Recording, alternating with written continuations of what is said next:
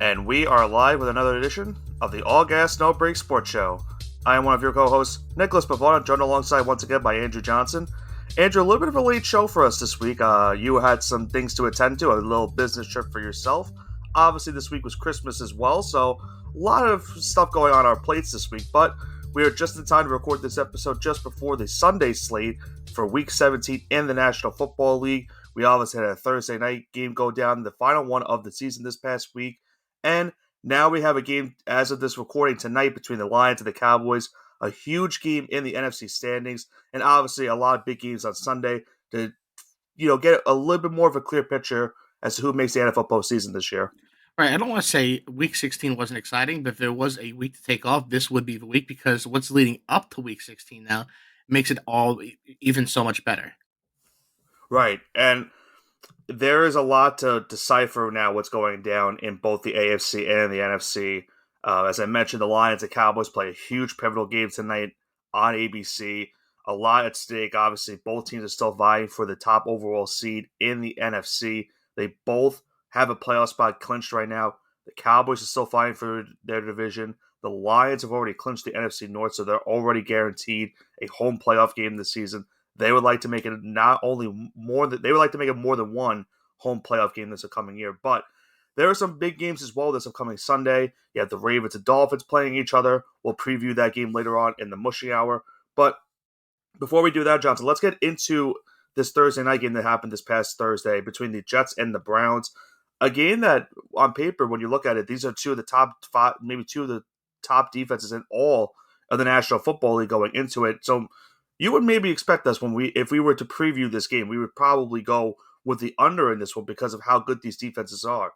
But I got to give Joe Flacco and this team credit. They played a strong first quarter. They really came out swinging offensively, and it was pretty much a shootout the rest of this way.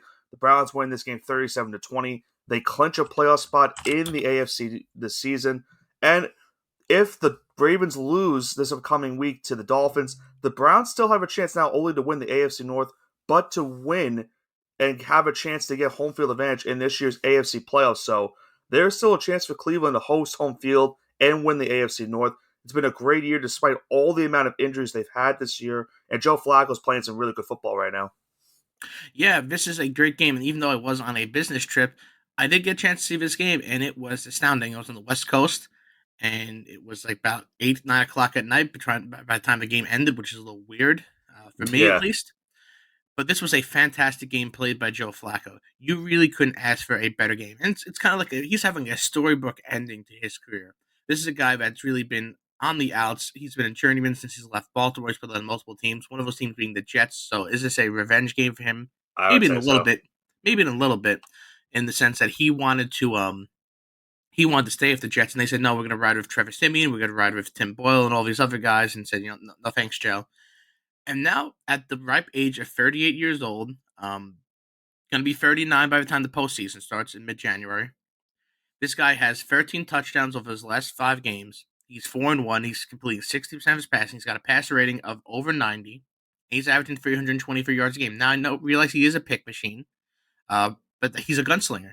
It's going to come with the territory. So, what a better storybook ending for Joe Flacco for playing for the franchise, which he tortured for over a decade. This man was 18-2 against the Cleveland Browns his entire career, and now he's coming back to say not only write a storybook ending for himself, but maybe a storybook ending for the Browns. Can we start talking about Browns Super Bowl, maybe? The Browns have a really good chance at the Super Bowl this year. That's Yeah, crazy to think. because here's the thing. Joe Flacco is playing at an elite level. You can see whatever you want about him being an elite quarterback, but right now he's Yeah. playing at an elite quarterback. He's The top playing good. quarterback in the NFL right now. And the Browns have a top 10 defense. They've got weapons, and it seems like he's awoken a weapon in David Njoku as well. And Yeah. if you see interviews of him saying he can't speak high enough, he said he's in great shape, he's got great hands, he just wants to get him the ball and let him go to work with it. I think the most impressive thing about this game is Amari Cooper didn't play for the Browns in this game. And Cooper, remember, was coming off that historic performance the week before against the Texans. And when he put up, like, I think 260 yards receiving. And they didn't have him in this game. And you talked about Njoku. He had 100 receiving yards midway through the first quarter. That's And yeah, it's a 123 or 126, something like that, to go for a touchdown. yeah, Njoku's been a revelation these past couple weeks for the Browns, and that's all thanks to Joe Flacco and how this Browns offense has gone. I think a lot of credit has to go to this team. I mean, Flacco is now getting consideration for comeback player of the year, which he rightfully I think deserves. he's my comeback player of the year. Stefanski right now should be up for coach of the year, considering all the injuries that they've had this year. They're on their fourth quarterback of the season. They're on pretty much their third string backups right now in terms of some of their offensive players and defensive players, and they made it work. They're 11-5. They get a big win over the Jets, and they still have a chance to win the division.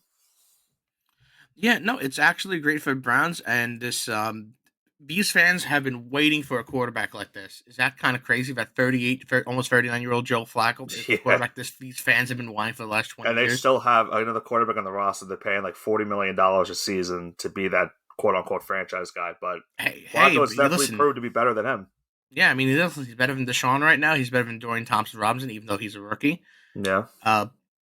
And he needs and if you saw this the other day, Baker Mayfield on Twitter said some records are meant to be broken in reference to he needs 70 more yards to break that Baker was Mayfield's passing record. Oh, Johnny Manziel. Johnny Manziel, yeah. Baker. Excuse me. Wrong Texas-born quarterback. Yeah. But yeah, it's been an absolute ride for Joe Flacco right now. I can't wait to see what ends up. Yeah, and even Baker Mayfield. I mean, think about what he's done for Tampa Bay. The Browns have had their chances at quarterback this last couple of years, but they just haven't really, put 2 and 2 together. And they let Baker walk. He's got the Buccaneers in a playoff spot, and they had Watson. They were hoping maybe that would work out. Really was up and down this season. But with Flacco, they seem to be in a really good spot right now. And as you mentioned, they have a realistic chance to make it all the way to the Super Bowl, which would be their first Super Bowl as this new reincarnation in the franchise history. So yeah, I mean, this is huge. It wasn't even that bad for him either. I don't know why they got rid of him. It was. I think it was more of. I think they just didn't want to pay him. It was more of they didn't want to pay him. He had an injury when he was a free agent too, and there was like all this like locker room like drama with him and like previous players. So it was all that stupid crap. But hey, I mean, listen, the Browns are in a good spot right now. They've got a realistic chance, and they still have a chance to win the division if everything plays out on Sunday.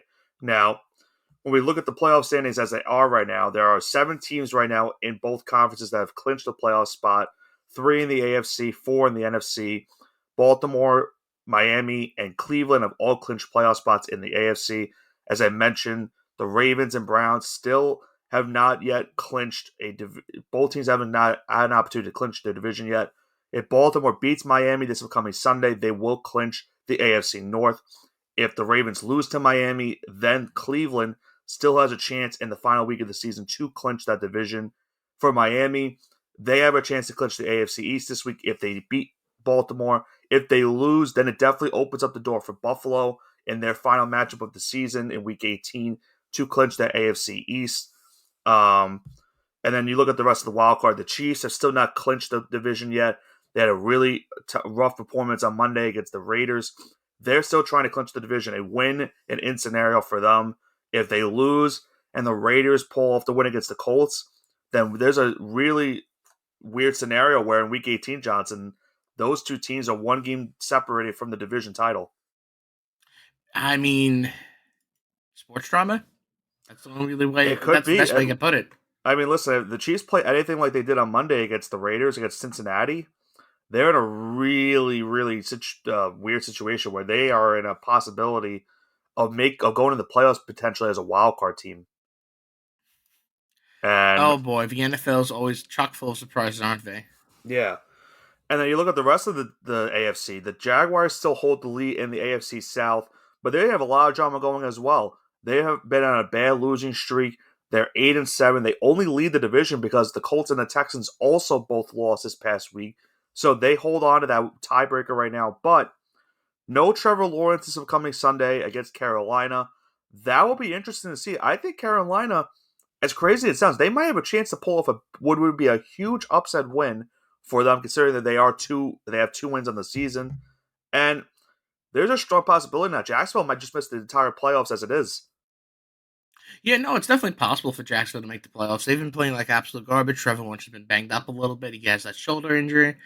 I think it's AC joint, if I'm not mistaken. I believe so. Yeah, he's had concussions too. Like it's been a bunch of things for him. They just need to kind of weekend that Bernie sim across the finish line and get to the playoffs. That's the way I would look at it at this point. Yeah, I mean, if think about this, if they lose this game to Carolina, their probability of making the playoffs is going to drop down to 39%. So they have to win, but it would be cataclysmic if they lose this game to Carolina, considering how the Panthers season has gone. And considering what the rest of the division is, you got the Colts, as I mentioned, are 8-7. They right now hold the last wild card spot in the AFC. They play a pivotal game with the Raiders this week, where Vegas, it looked like they were dead to water just a couple weeks ago in terms of the wild card race. But with a win on Sunday against Indianapolis, the Raiders would go to 8-8, would drop the Colts to 8-8, and they could be in position to make the postseason as well. The Raiders making the postseason. It's still in the realm of possibility. All right, I like chaos, but that would be an absolute that'd be cataclysmic for a lot of teams because that means I a know. lot of teams would have to lose and they would have to win out. And I'm not saying it's not possible because well, I could definitely see some teams like the Steelers, Texans, and Colts losing out in front of him, but they'd yeah. have to have the tiebreaker for probably one or two of these teams. Well, think about it. The Steelers play the Seahawks this week, and we know the Seahawks, they need a big win in the NFC. We'll break down that in a second. The Texans play the Tennessee Titans. That didn't go well the last time these two teams met a couple weeks ago. For Tennessee, the Texans were actually able to pull off the big win in overtime. They will have C.J. Stroud, which is huge for them. So they have a really good chance to make the postseason as well. We talked about Buffalo. They're at 9-6. They pretty much, if they win this game against New England, they should make the postseason. And as I mentioned, they still have a chance to win their division. So the Bills still have a chance. And for Cincinnati, they play the Chiefs. Obviously, they need to win this game. A loss would pretty much eliminate them from any hope of making the postseason this year. And they'll need something to go into Arrowhead and pull off what would be a major upset. And I'd be remiss if we did talk about Denver. I mean, Denver is still technically alive for the wild card spot, but we know, Johnson, they've made a quarterback change going into this week against the Chargers. It's going to be Jarrett Stidham instead of Russell Wilson, so it looks like the Russell Wilson era is officially done in Denver. So we can officially call that the worst trade in NFL history now, right? Like that's the worst trade in NFL history. Like there's no It's definitely competition up. now. It's definitely up there. If I it's not think at least it's at least top three. If not, it's the worst. I think at the Herschel Walker trade with the Cowboys and the Vikings, that's pretty bad.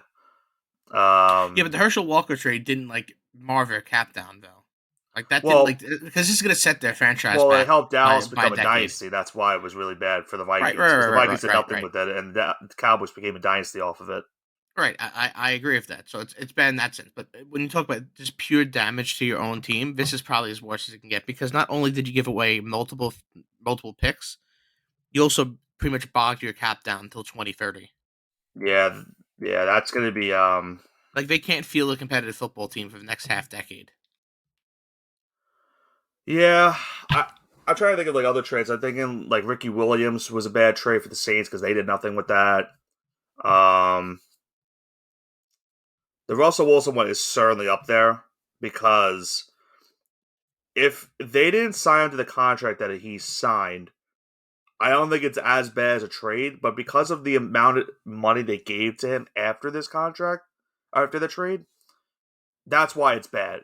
Because now you're tied into this all this money. You essentially now have to cut him before June 1st to avoid paying an $85 million cap hit, dead cap hit for next season, which is essentially paying two quarterbacks on your roster. So that would be really bad for the Broncos, who it looked like a couple weeks ago were going in the right track. They looked like they were maybe going to make the postseason, and things have faltered these last couple weeks. They lost to New England this past Sunday, and they have a less than 1% chance to make the postseason right now. So a lot of things will have to go their way with Jarrett Stidham at quarterback these next couple weeks. So is this Bill Belichick ruining Russell Wilson's career once again? Yeah, he's kind of his essential boogeyman, it seems like. That's pretty funny. Even at his very worst, Bill Belichick is still ending careers. That's kind of hilarious. And then we'll go into the NFC. The Niners, the Eagles, and the Lions, they all have the same record at 11-4, all trying to vie for that top seat in the NFC. The Lions play the Cowboys this week. The Eagles are playing Arizona, and the Niners are playing the Commanders. So, but all those teams are still trying to clinch the overall top seed right now. If the season ended today, it would be San Francisco holding that tiebreaker due to their win over the Eagles. The Lions, if they beat the Cowboys, that would certainly help them in the scheme of things, trying to get home field advantage in the NFC. And then for the rest of the NFC playoff standings, the Buccaneers have been on a great winning streak this last couple of weeks, from 4-7 to now 8-7. They right now maintain their own destiny in the NFC South. If they beat the Saints this week, they will clinch the NFC South. If they lose, however, then it opens the door for both Atlanta and New Orleans to win that division in the final week of the season. So a must-win game for Tampa Bay on Sunday. The Rams go to the Meadowlands this week to take on the Giants. They're also at 8-7, as well as their division rival, the Seattle Seahawks, are also 8-7. As I mentioned, they'll take on the Pittsburgh Steelers. And on the outside looking in, you look at some of these teams. The Vikings and the Packers are both 7-8. They pretty much, Jonathan, this week play an elimination game with Sunday Night Football. The winner, keeps their season alive for one more week. The loser is eliminated from the postseason. So it's a must-win Sunday night in Minneapolis. Vikings must-win game at home. Where have I heard this sentence before? It's happened a couple times. It's happened. It feels like it happens almost every year now. And another thing is, there's also technically an elimination game in this week between the Falcons and the Bears, because the Bears still technically are not eliminated from the postseason at 6-9, and the Falcons are 7-8 Very right eliminated. now. I don't. I agree with you. It would take a miracle upon miracles for it to happen, but the Bears could essentially also eliminate Atlanta from the postseason if they win this week. So the Bears have a chance to do something and knock Atlanta out of the postseason race. But you're right. The Bears would need a bunch of teams to lose in front of them. And the problem for Chicago is most of these teams are playing each other. So I think the only way they have a chance. They pretty much need the Saints, Packers, Falcons, Vikings, Seahawks, and Rams to all lose out.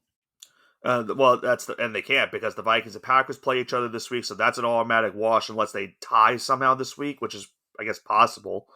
Then you have the Saints playing the Bucks. Obviously, I guess you wanted that rate. You want Tampa to win.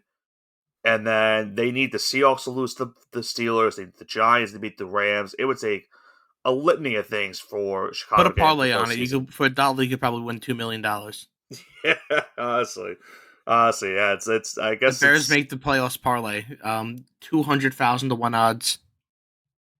Hey, you're looking for a New Year's gift this week? A little Christmas gift after the holidays? Why not? Why not? That doesn't sound too bad to me. But speaking of that, Johnson, I think it's now time to go into the Week 17 mushing hour. And as I mentioned, there are some big games this upcoming Sunday, and one tonight here as of this recording on Saturday. Some crucial matchups considering where these teams rank in their their scheme of records and where they're ranked in the playoff picture for both the AFC and the NFC. And we really have to decipher now what happens this week and where the scheme of things will go into Week 18, the final week of the regular season, as these teams try to get into the postseason. So, with that being said, let's start off with this Saturday game, a crucial game in the NFC between the 11-4 NFC North champion Detroit Lions. They're going into Dallas to take on the 10-5 Cowboys.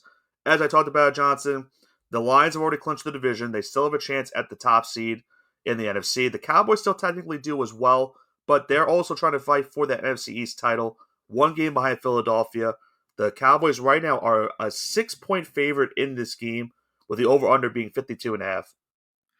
Wow, this is quite a game. Give me Lions +6. I think the Cowboys do end up winning this game, but it's gonna be a little bit closer than anticipated.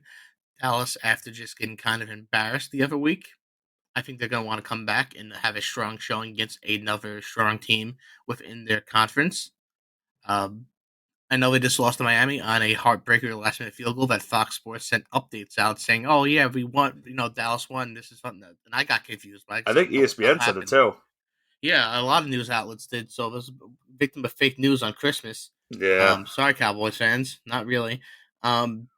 But give me Lions +6. I think Dallas will win this game, but the Lions will play them hard. Well, I think another thing to cipher also, Johnson, is because the Cowboys have had this long winning streak at home right now. So they obviously want to keep that streak going. And with a lot of the line right now, the division title, a loss in this game and an Eagles win on Sunday clinches the division for Philadelphia. So they have to win this game in order to stay alive. But I think it's a little bit closer than this -6 spread. I'm going to go with the Lions +6 as well. I think Detroit is just too good of a team not to take right now with that spread. And they're still fighting for something. They might have clinched a playoff spot already and a division title, but to think of how good their season has gone, if they were able to get home field advantage in the NFC playoffs this season, that would be huge for this team. Yeah, that's what I'm saying. I don't really see them as like, oh my god, they're gonna like destroy them, et cetera, et cetera. But yeah, that's I'm glad we agree on that. Next Well, thing we have so are the Miami Dolphins going on the road to M&T Bank Stadium to take on the Baltimore Ravens. Baltimore at home is a 3.5 point favorites. Over under slated at 46.5. AFC Championship game preview, maybe, kinda. I don't know. depends if the Dolphins show up in the playoffs. Keep in mind, no Jalen Waddle in this game for Miami against Baltimore. No Jalen Waddle, which would be pretty detrimental.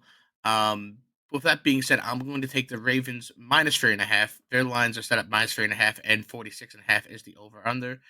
No Jalen Waddle. Tyreek Hill still 2 weeks away from being injured. I know he looked a lot better, had almost 100 yards and 10 receptions last week. No Jalen Waddle's could put all the pressure on him. I feel like if he had a healthy ankle, I would pick the Dolphins in this, but give me Ravens -3.5 this game. I think that defense is going to destroy him as well. Yeah, you talked about that defense. They were huge on Monday against San Francisco. The Brock Purdy pretty much was maybe talking to Sam Darnold about seeing ghosts because he was seeing a lot of ghosts on Monday night. The Ravens defense looks really strong right now, and they are for a formidable unit. I think they get it done this week as well, and I think they clinch the the AFC North and home field advantage throughout the postseason this year. So I'll also go with Ravens -3.5. Righty then. The next thing we have are the New Orleans Saints going on the road take on the Tampa Bay Buccaneers. Buccaneers at home, -2.5 point favorites. Over underslated at 42.5. Give me Tampa -2.5 here. I don't know what the Saints are really playing for. I think they could still think they can make the playoffs, but Tampa Bay at home, give me the home team advantage. Tampa Bay -2.5. Baker Mayfield's been a problem this year, and the quarterback situation in New Orleans, might as well just start taking some help at this point. Well, yeah, I mean, if not for what Flacco's done this season, I would put Baker Mayfield up for consideration for comeback player of the year. He's had a monster season Yeah, with I would say Tampa Bay Baker this year. or Flacco, but right now it's Flacco. Just he literally just came off the couch and saved him Oh, for yeah, the no, season. absolutely. I agree 100%. And Baker definitely deserves a contract extension at the end of the offseason for what he's done for this team. The Buccaneers that looked like were dead to rights. They were 4-7. Looked like they were going to be picking a top five in the draft potentially and getting a new franchise quarterback. And now they've gone on a 4-game win streak, and Baker Mayfield's got a contract extension potentially coming to him in the offseason. I think Tampa Bay gets it done as well. I have not been a fan of New Orleans this entire season. I think we finally get an NFC South division winner, and it will be different from last year when Tampa Bay won the division, when they were under 500. I think they go over 500 this year. They clinch a division title and host a playoff game this year and get killed by either the Cowboys or the Eagles. Wow, we're pretty much sorry to all these teams. That's three straight mushes in a row. And Yeah, it's gonna be sorry, a bad guys. week. Last week we mushed Cincinnati, Buffalo, Jacksonville, and the 49ers, and we all agreed. Those are the only teams that we all said, oh, yeah, we're all going to agree on this. And we all got absolutely smoked. So just fade these fucking three picks now. Jeez. Yeah. Um, with that being said, next game we have the Las Vegas Raiders on the road going into Indianapolis to take on the Colts. Colts at home -3.5 points. Favorites, and 42.5 is the slated over under. Give me Raiders +3.5. I like what Antonio Pierce has been doing. I hope he gets the head coaching job. I hope they don't make the second mistake like they did with Rich Bisaccia a couple of years ago. And I don't like the Colts, so that's why I'm not picking them. And I don't like the Colts. I like that analogy right there. Um, I think for storyline purposes, it'd be fun if the Raiders win this game too. Now, Josh Jacobs again isn't playing, but they've been winning without him these last couple weeks, and that's been impressive for this team. They won this past Monday against the Chiefs, Johnson, with 62 passing yards. You go into Arrowhead and you throw that many yards and you win the game. That's impressive. Their defense has played phenomenal since Pierce has taken over. Their offense has been they've been able to run the football with Zamir White these last couple weeks, even though he's not Josh Jacobs. They still have been able to run efficiently as a team.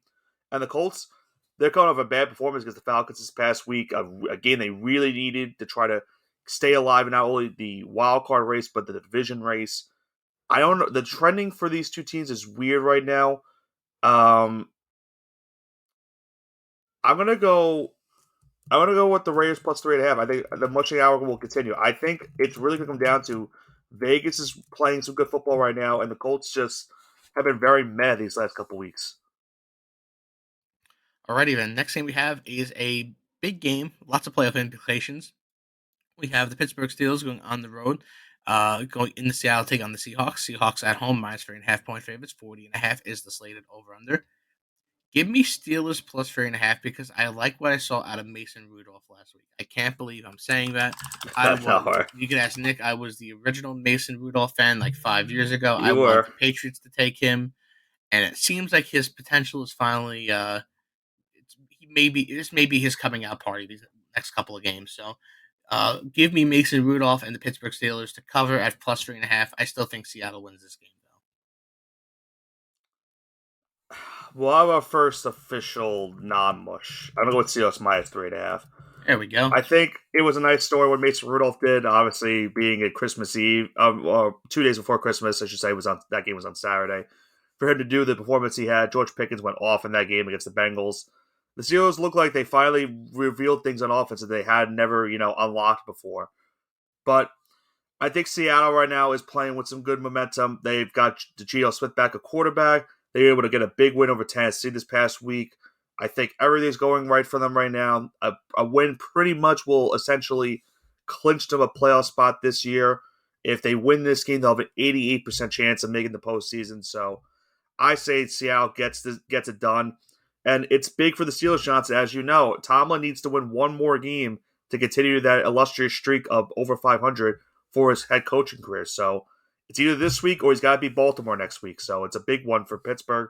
Not only for that, but obviously trying to make the postseason this year. But I have Seattle minus 3.5. And with that being said, I could see Baltimore winning this week and resting their starters next week. I think it's very possible, yeah. So Mike Tomlin watch still going on, but I guess we'll find out. Next game, we have the Cincinnati Bengals on the road versus the Kansas City Chiefs going into Arrowhead Stadium. Chiefs at home, minus 6.5 point favorites. Over underslated at 43.5. I'm going to go differentiate from the point spread here and just take Chiefs money line for no particular reason whatsoever. I think the Chiefs are going to destroy the Bengals, and they should definitely at least win the game by a point. Right, guys? Right? Right? Man, how bad did these two teams look this past week? I mean, this was a game going into the season that you had you penciled it in. You said this is a game you want to watch. This is a glorified toilet bowl. This is a game between two teams that, yes, do have winning records right now, but the Bengals are coming off a really bad performance against the Steelers. Jake Browning looked like just kind of like had the glass slipper fall off of his foot and had a really bad game in that one. Mahomes and company for the Chiefs, they had a struggle against the Raiders. Could not come back. They played horrible in the first half. These two offenses aren't looking good. And for that reason, Johnson, I'm taking the under. This would be a game normally where you would take the over because of how much star power is in the game. But with obviously no Burrow, Mahomes and company not really playing good this year offensively. I think this is a low scoring one between two pivotal teams in the AFC playoff picture. I think this one goes under. But if I had to pick, I'd probably say the Chiefs get the win. Okay. And the final game we have on our slate here, we have the good old-fashioned NFC North rivalry game. We have the Green Bay Packers on the road going into Minneapolis to take on the Vikings for Sunday Night Football. Vikings at home, minus 1 point favorite, and 43.5 is the slated over-under. Give me Packers plus 1. I know it's pretty much the same as picking the spread, but if you're going to give me the points and I can get a push out of it, I'll take that. So give me Packers plus 1. Well, remember, Jared Hall is starting the team for the Vikings, so they're going back to the rookie out of BYU after they had Nick Mullins start these guys a couple weeks. They had a chance. Josh Dobbs. They had Josh Dobbs for a little bit as well. And remember, to Mullins' credit, they almost won that game against Detroit this past week, but unfortunately threw a late interception in the red zone, which cost them that game. So They're making the change to the rookie quarterback. It's a big game for him because he's going to start on Sunday Night Football against a Green Bay Packer team. They're coming off a close win over the Panthers this past week. It's tough because the Packers defense looks so bad these last couple weeks. You would think that the Vikings should get it done because of how bad the defense has played, but a rookie on Sunday Night Football in his second career start, I just think at the end of the day, the Packers have to find a way to win this game. I think they get it done. I'm going to go Packers money line this one. All right, and that concludes this week's episode of the Mushing Hour. And before we sign off, Nick, do you have anything to say besides a Happy New Year to all our listeners? Yeah, Happy New Year to all of our listeners. Thank you for your continued support throughout this entire 2023. We're looking to keep it going in 2024. It should be another great year for us here on the All Gas No Break Sports Show. And we have a lot to look forward to. Obviously, the NFL postseason is coming up very soon. We have to talk about college football coming up too as well, Johnson. We have the semifinals coming up for the college football playoff season. We'll talk about that next week on the show and the recap of that. But yeah, no, MLB season's coming up as well. We'll talk about the NBA as well coming up. March Madness is just a few months away. Yep. Yeah, we have a lot to talk about on the show, and I'm really, looking forward to it and very excited. And for, just looking forward to another great year here on the show. It's been a blast here in 2023. It can only go up from here in 2024. I like the analysis. Any last sayings from you? I'm looking forward to a happy, healthy New Year for everyone. I want to thank everyone for listening every single week. Put out a lot of content, so I know not everyone listens to every show, but those who listen to college football, college basketball, regular football, basketball, baseball, whatever we do put out, we do appreciate you guys listening to whatever your forte is. Yeah, even if it's for like 5 seconds or do you actually listen to the whole show, we appreciate the support nonetheless, and we appreciate any feedback you guys give once we upload these episodes, and just love to continue the support all around from the AGNB family. We're gonna start a trademark there, Johnson. Maybe trademark. Maybe. Okay. Maybe file that one down. But nonetheless, that is going to do it for this week's edition of the All Gas No Break Sports Show. Week 17 just started on Thursday. Another game big tonight here on Saturday as of this recording between the Lions and the Cowboys. And then obviously our Sunday slate will go into overall and seeing where this playoff picture will go into week number 18. One more final week in the NFL season next week. And as I mentioned also, the college football semifinal will be taking place this week. We will go into that recap on that next week here on the All Gas No Break Sports Show. So definitely stay tuned and listen into that show, and as well as our NFL recap. This has been Nicholas Pavona, joined alongside by Andrew Johnson with the All Gas No Break Sports Show. Have a great rest of your week, and also very happy New Year to everyone.